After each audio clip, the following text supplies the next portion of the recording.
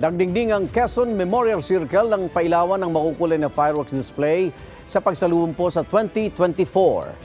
Ilang pamilya sinalubong ang bagong taon sa Quezon Memorial Circle. At may unang balita si Bam Alegre.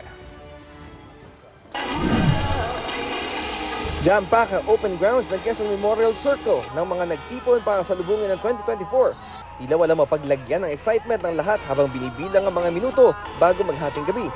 Hanggang ilang segundo na lang. 5, 4, 3, 2, 1! Sumaboy rin sa kalangitan ng iba't ibang kulay mula sa fireworks display ng Quezon City.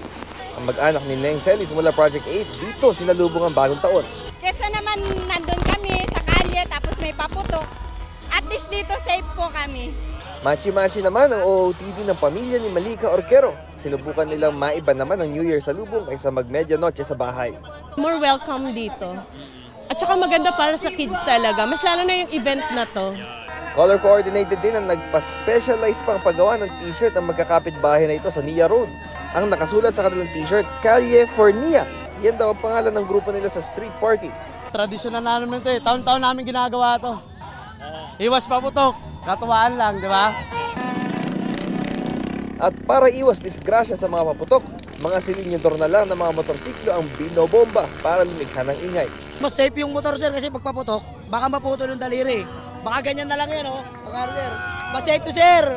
Saan man ang selebrasyon ng bagong taon, mapaparke o kalye, ang mga nagdiwang na safety ang inuna, piyadong buong araw ng January 1, may celebration pa.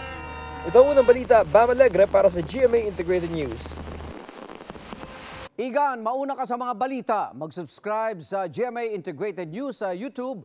Sa mga kapuso abroad, subaybayan nyo kami sa GMA Pinoy TV at sa www.gmanews.tv.